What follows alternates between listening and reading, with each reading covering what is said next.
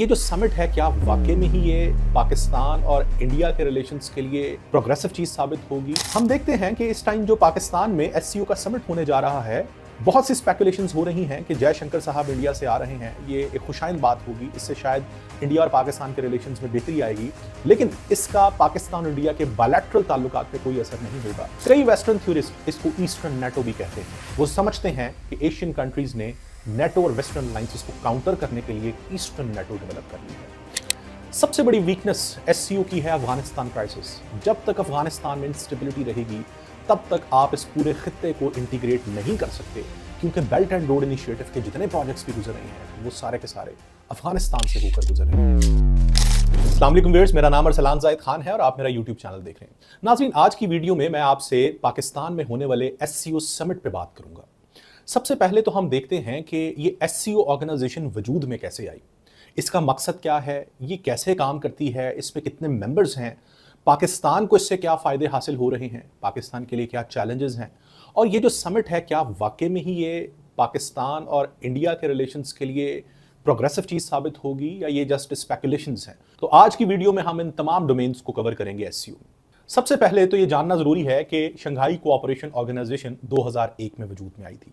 ये ऑर्गेनाइजेशन इससे पहले भी एग्जिस्ट करती थी, लेकिन उसका नाम शंघाई 5 था और 1996 में शंघाई 5 5 मुल्कों ने बनाई थी: चाइना, रशिया, कजाकिस्तान, किर्गिस्तान और ताजिकिस्तान। इस ऑर्गेनाइजेशन को बनाने का मकसद ये था कि 1991 में जब कोल्ड वॉर खत्म हुई तो सोवियत यूनियन के टूटने के बाद कुछ ममालिक वजूद में आए थे, जिसमें सेंट्रल एशियन रिपब्लिक्स थी और इनके दरमियान बॉर्डर डिस्प्यूट्स खड़े होना शुरू हुए। इन बॉर्डर डिस्प्यूट्स को रिजॉल्व करने के लिए चाइना और रशिया ने सोचा कि हमें एक अच्छे हमसाए होने की हैसियत से इनके आपस में जो ताल्लुकात हैं ममालिक के, इनको ठीक करना चाहिए, खित्ते में अमन लेके आना चाहिए, ताकि इन फ्यूचर हम इस खित्ते को इंटीग्रेट कर सकें। इस मकसद से शंघाई 5 बनाई गई थी। 2001 में उज्बेकिस्तान ने इसको ज्वाइन किया तो इस ऑर्गेनाइजेशन का नाम रख दिया गया शंघाई कोऑपरेशन ऑर्गेनाइजेशन, और इस ऑर्गेनाइजेशन को मैंडेट दे दिया गया कि अब आपने सिर्फ बॉर्डर डिस्प्यूट्स को नहीं, बल्कि पॉलिटिकल, इकोनॉमिक और कल्चरल कोऑपरेशन को भी यकीनी बनाना है। 2017 के अंदर पाकिस्तान और इंडिया इस ऑर्गेनाइजेशन का हिस्सा बने। 2023 में ईरान ने इसको ज्वाइन किया और 2024 में जो आखिरी मुल्क इसके अंदर शामिल हुआ है वो बेलारूस है। सबसे पहले हम देखते हैं कि पॉलिटिकल और सिक्योरिटी कोऑपरेशन किस तरह से एससीओ में हो रही है। 2004 में एससीओ के अंदर एक ऑर्गेनाइजेशन बनाई गई जिसका नाम था regional anti terrorism structure, rats. इस ऑर्गेनाइजेशन को बनाने का मकसद था कि एससीओ मेंबर स्टेट्स में से हमने 3 ईवल्स को खत्म करना है: टेररिज्म, सेपरेटिज्म और एक्सट्रीमिज्म।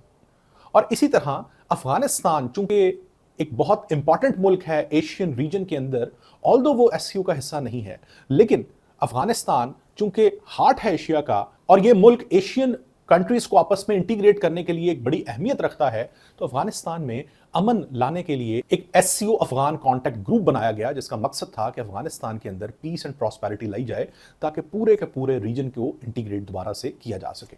तीसरा, सिक्योरिटी कोऑपरेशन के अंदर ये तमाम एससीओ मेंबर स्टेट्स हर साल पीस मिशन के नाम से मिलिट्री एक्सरसाइजेस करते हैं, जिनका मकसद है टेररिज्म को रूट आउट करना इस पूरे खित्ते से। इसी तरह इकोनॉमिक कोऑपरेशन की बात करें तो इस टाइम पर स्पेकुलेशंस चल रही है कि चाइना एससीओ डेवलपमेंट बैंक बनाने जा रहा है। ऑल्दो ये थ्योरेटिकली चीजें डिस्कस हुई हैं, अभी प्रैक्टिकली इसके ऊपर काम ऐसा नहीं हुआ, लेकिन अगर ये एससीओ डेवलपमेंट बैंक बनता है तो ये एक अपॉर्चुनिटी होगी तमाम मेंबर्स के लिए कि उनको आईएमएफ या वर्ल्ड बैंक के पास नहीं जाना पड़ेगा। इसी तरह से इकोनॉमिक कोऑपरेशन के अंदर रशिया ने एक इनिशिएटिव लिया है जिसका नाम है यूरो एशियन इकोनॉमिक कम्युनिटी, जिसका मकसद है यूरो एशियन रीजन को आपस में फिजिकल इंफ्रास्ट्रक्चर कॉरिडोर्स के थ्रू आपस में अलाइन करना और इकोनॉमिक इंटीग्रेशन बढ़ाना। इसी तरह से जो चाइना का बेल्ट एंड रोड इनिशिएटिव है वो भी अलाइन है एससीओ प्रिंसिपल्स के साथ। तो इस तरह से हम देखते हैं कि ये तमाम मुल्क इकोनॉमिक कोऑपरेशन कर रहे हैं। जहां तक रही बात कल्चरल कोऑपरेशन की, तो इन तमाम मेंबर स्टेट्स के दरमियान कुछ एमओयू साइन हुए हैं, जिसका मकसद है education and cultural exchange programmes को यकीनी बनाना और एक मुल्क से दूसरे मुल्क स्टूडेंट्स पढ़ने जाएं, लोग नौकरियां ढूंढने जाएं और आपस में सोशली और कल्चरली इन तमाम मुल्कों को मिलाया जा सके। अब हम बात करते हैं कि एससीओ की स्ट्रेंथ्स पे। इसकी सबसे बड़ी स्ट्रेंथ ये है कि ये एक स्ट्रॉन्ग मिलिट्री ऑर्गेनाइजेशन बनने का पोटेंशियल रखती है, क्योंकि इसमें 4 न्यूक्लियर पावर्स हैं: India, Pakistan, China and Russia. और कई वेस्टर्न थ्योरिस्ट इसको ईस्टर्न नेटो भी कहते हैं। वो समझते हैं कि एशियन कंट्रीज ने नेटो और वेस्टर्न अलायंसेस को काउंटर करने के लिए एक ईस्टर्न नेटो डेवलप कर ली है। दूसरी इसकी डोमेन है एनर्जी कोऑपरेशन। जो एससीओ मेंबर स्टेट्स हैं वो एनर्जी रिच रिसोर्स कंट्रीज हैं, जिसमें रशिया और सेंट्रल एशियन रिपब्लिक्स हैं, और एनर्जी स्टाफ कंट्रीज भी हैं लाइक इंडिया एंड पाकिस्तान, जिनको ये ममालिक एनर्जी फराहम करके इनकी एनर्जी नीड्स को पूरा कर सकते हैं। तीसरा, इस ऑर्गेनाइजेशन में एक ग्रेट ह्यूमन कैपिटल पोटेंशियल है। दुनिया की 50% पॉपुलेशन कवर होती है इन एससीओ मेंबर स्टेट्स में। और चौथा, ये एक वेल बैलेंस्ड ऑर्गेनाइजेशन है। इसमें इंडिया और पाकिस्तान के दरमियान एक बैलेंस है, इसमें चाइना और रशिया के दरमियान एक बैलेंस है, सेंट्रल एशियन रिपब्लिक्स की अपनी एनर्जी रिसोर्सेज की वजह से एक इक्वल से है। तो हम देखते हैं कि बाकी ऑर्गेनाइजेशंस की तरह इसमें किसी एक या दो मुल्कों की डोमिनेंस मौजूद नहीं है। तो ये इसके स्ट्रेंथ फैक्टर्स हैं। अब हम बात करते हैं कि इसकी वीकनेसेस क्या है। सबसे बड़ी वीकनेस एससीओ की है अफगानिस्तान क्राइसिस। जब तक अफगानिस्तान में इंस्टेबिलिटी रहेगी तब तक आप इस पूरे खित्ते को इंटीग्रेट नहीं कर सकते, क्योंकि बेल्ट एंड रोड इनिशिएटिव के जितने प्रोजेक्ट्स भी गुजर रहे हैं वो सारे के सारे अफगानिस्तान से होकर गुजर रहे हैं। एससीओ के जितने भी इंटीग्रेशन है उसमें कहीं ना कहीं अफगानिस्तान की इन्वॉल्वमेंट जरूर है। दूसरा रीजन है एससीओ का slow decision making mechanism. SCO के अंदर जो डिसीजंस होते हैं वो कंसेंसस बेस्ड होते हैं, और अगर कहीं एक या दो मुल्कों का उस पर कंसेंसस नहीं होता तो डिसीजन मेकिंग नहीं होती। तीसरा मसला है internal rivalries with in SCO. India और पाकिस्तान की राइवलरी, इवन चाइना और रशिया के जियोपॉलिटिकल डिस्प्यूट्स हैं, ये राइवलरीज भी कहीं ना कहीं इरिटेंट्स बनती हैं एससीओ के अंदर आपस में कोऑपरेशन का। चौथा, एशियन रीजन के अंदर बढ़ता हुआ टेररिज्म।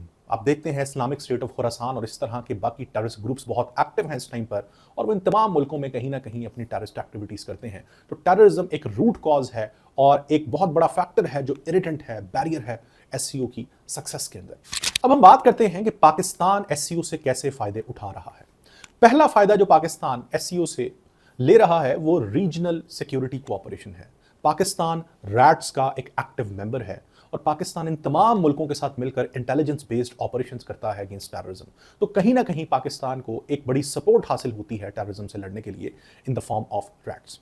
दूसरा है एनर्जी कोऑपरेशन। जैसा कि मैंने अभी भी जिक्र किया कि पाकिस्तान एक एनर्जी स्टाफ कंट्री है और हमें जरूरत है कि हम अपने उन ममालिक से एनर्जी इंपोर्ट करें जो ज्योग्राफिकली हमारे करीब हैं, ताकि उसकी कॉस्ट ऑफ ट्रांसपोर्टेशन हमें कम पड़ सके। तो सेंट्रल एशियन रिपब्लिक्स और रशिया हमारे लिए एक बहुत बड़ी अपॉर्चुनिटी है इन दिस रिगार्ड। तीसरा फायदा पाकिस्तान को एससीओ से है सीपैक। मैंने अभी जिक्र किया कि चाइना का belt and road initiative SCO के प्रिंसिपल्स के साथ अलाइंड है और पाकिस्तान बीआरआई का हिस्सा है, क्योंकि पाकिस्तान और चाइना के दरमियान सीपैक प्रोजेक्ट साइन हुआ है और इस टाइम पाकिस्तान उस सीपैक को वेस्टर्न साइड पर एक्सपैंड करने जा रहा है टुवर्ड्स ईरान, जिसे कहते हैं western expansion of CPEC, WCPAC+। तो ये एक बहुत बड़ी अपॉर्चुनिटी है पाकिस्तान के लिए कि उस सीपैक को वेस्टर्न साइड पर एक्सपैंड करके पाकिस्तान यूरोपियन मार्केट्स तक एक्सेस हासिल कर सकता है। तो ये तो कुछ पॉजिटिव साइड्स थी पाकिस्तान के लिए एससीओ की। अब हम देखते हैं कि पाकिस्तान के लिए चैलेंजेस क्या है। सबसे बड़ा चैलेंज है इंडिया पाकिस्तान स्ट्रेन्ड रिलेशंस। हम देखते हैं कि इस टाइम जो पाकिस्तान में एससीओ का समिट होने जा रहा है, बहुत सी स्पेकुलेशंस हो रही हैं कि जयशंकर साहब इंडिया से आ रहे हैं। ये एक खुशाइन बात होगी, इससे शायद इंडिया और पाकिस्तान के रिलेशंस में बेहतरी आएगी।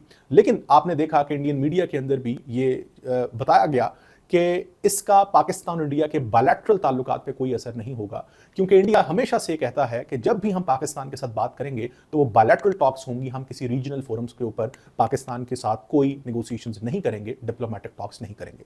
तो पहली चीज़ तो ये कि इस होने वाले समिट में जयशंकर साहब की जो प्रेजेंस होगी वो एससीओ के फोरम पे है, वो पाकिस्तान के फोरम पे शायद नहीं है। वो उससे पाकिस्तान इंडिया के बायलैटरल रिलेशंस पे और ख़ास तौर पे जो कश्मीर के पॉइंट ऑफ व्यू से हम देखते हैं दोनों मुल्कों की टसल, उसके ऊपर कोई खातिर खा प्रोग्रेस हमें देखने को नहीं मिलेगी।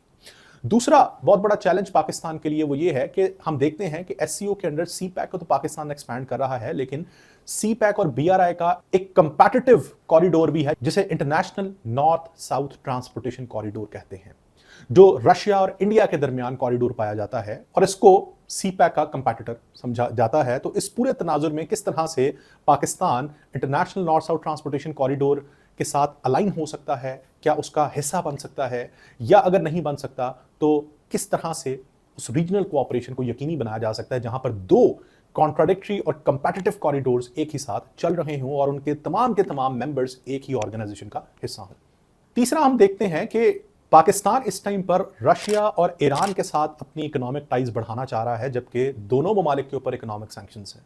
तो एससीओ का फोरम भी पाकिस्तान के लिए कोई ऐसा खातिर खा बेनिफिशियल नहीं हो सकता जहां पर पाकिस्तान अपनी इकोनॉमी को डाइवर्सिफाई करने के लिए और नई ट्रेड टाइज बढ़ाने के लिए उन मुल्कों की तरफ देख रहा है जिनके ऊपर इकोनॉमिक सैंक्शंस है। आखिर में बात करते हैं कि जो समिट पाकिस्तान में हो रहा है उसकी क्या इंपॉर्टेंस होगी।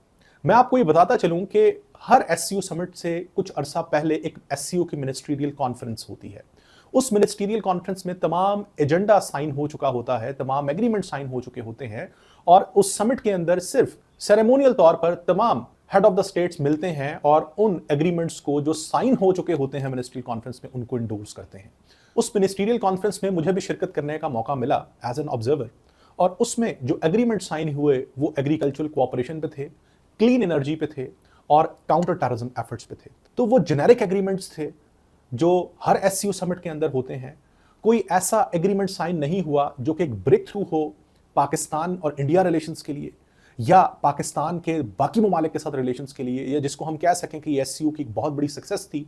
तो एक नॉर्मल रूटीन के अंदर जो एग्रीमेंट साइन होते हैं वो इस मिनिस्ट्रियल कॉन्फ्रेंस में साइन हुए हैं, उनको इस समिट के अंदर इंडोर्स किया जाएगा। और खास तौर पे पाकिस्तान इंडिया रिलेशंस में जैसा कि मैंने अभी भी एक्सप्लेन किया, कोई खातिर खा तब्दीली देखने को नहीं मिलेगी, ना मिली उस मिनिस्ट्रियल कॉन्फ्रेंस में।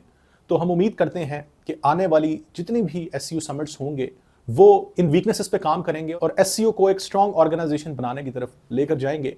तो एंड पे मेरा सवाल अपनी ऑडियंस से ये है कि आप एससीओ को बहैसियत एक ऑर्गेनाइजेशन कैसे देखते हैं? इन फ्यूचर क्या एससीओ एक स्ट्रॉन्ग ऑर्गेनाइजेशन बन सकती है? क्या जो इंडिया, पाकिस्तान, चाइना और रशिया के आपस में कॉन्फ्लिक्ट्स हैं उनको दूर करके एक यूनाइटेड फोरम बन सकता है जहां पर आप एक यूरोपियन यूनियन के तर्ज पे एक एशियन यूनियन बना सकें, जहां इकोनॉमिक कोऑपरेशन हो, सिक्योरिटी की डोमेन के अंदर ये तमाम मुल्क एक दूसरे के साथ कोऑपरेट करें, कल्चरल टाइज बढ़ाएं ताकि हम एशियन कॉन्टिनेंट को प्रॉस्पर बना सकें? अपना फीडबैक कमेंट्स में ज़रूर दीजिएगा। आई होप कि वीडियो आपको प्रोडक्टिव लगी होगी। आप अपना सजेशंस भी दे सकते हैं कि मुझे किन टॉपिक्स पे आपके साथ बात करनी चाहिए, अपना एनालिसिस शेयर करना चाहिए।